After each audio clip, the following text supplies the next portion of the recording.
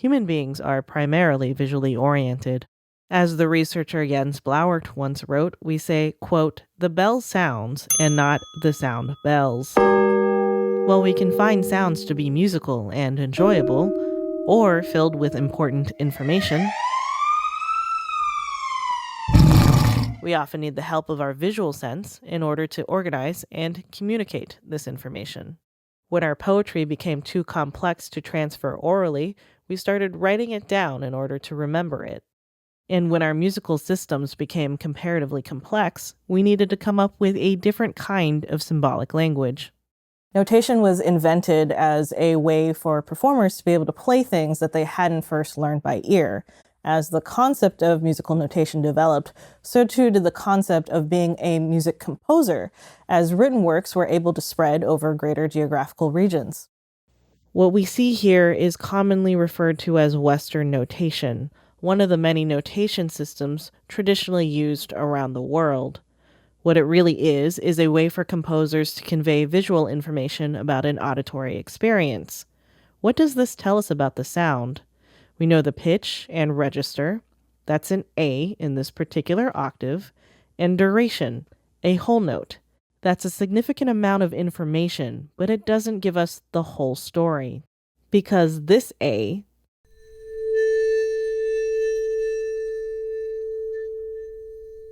sounds different than this A.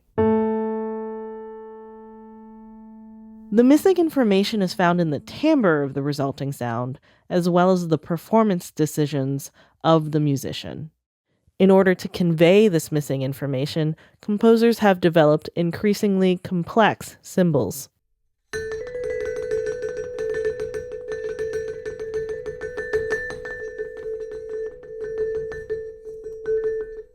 In fact, composers are no longer limiting themselves to traditional notation. Other visual representations of sound, such as graphics, videos, or extended notation techniques, are used in scores today. So in graphic notation, what I often do is use little boxes of possibilities. These can have some notes in them, some dynamic markings, articulations. And so we'll use these especially if the work is improvised by nature, but I want a little bit of control over that improvisation.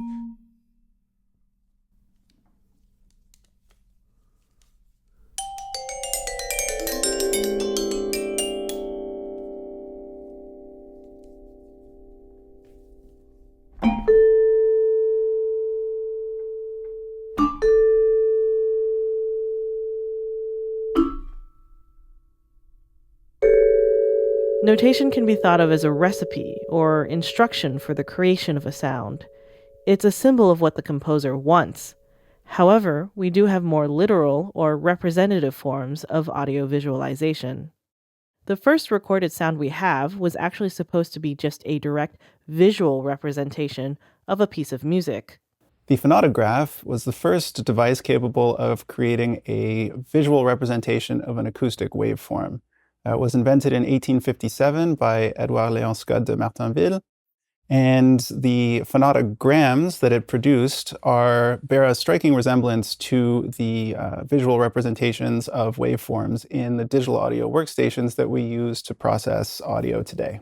This is a waveform. It's a literal translation of a sound wave into a visual medium. The peaks and valleys of the waveform represent the positive and negative movement of energy from a neutral position. This is the amplitude of the waveform, and it gives us information about the overall energy of our sound represented over time. Returning to our vibraphone and piano, we can immediately see that the waveform gives us information that we heard earlier.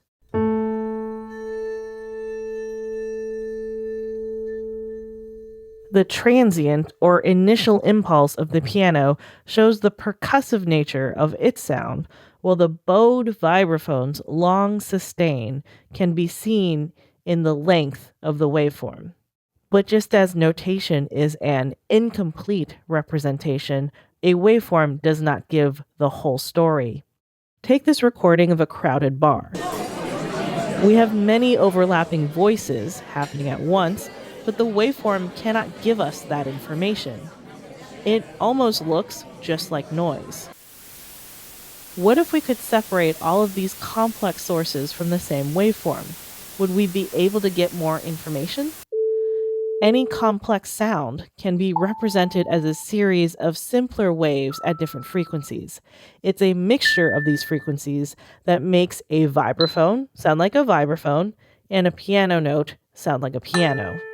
What this means is that we can digitally represent the frequency spectrum of a sound. What you see in a frequency or spectral analyzer is all of these simpler waves spread out. You can do this with time or amplitude on the x-axis and frequency on the y-axis. What this analysis does is give you a visual snapshot of what your ear hears, because believe it or not, every time you hear a sound, your ear and brain work together to analyze it even more complexly than this. Oh, this is very nice. See, like, we can see that the lower notes are ringing, even though this is not how I wrote it. Because of the nature of the performance and everything, we can see that there's still a little bit of resonance on there. So we have notation, waveforms, and spectral analyzers. What do we do with all of this information? Visual sound information gets used by musicians, engineers, artists, and researchers. But one thing all of these researchers have in common is that at the end of the day, it's not about the visualization, it's about the music.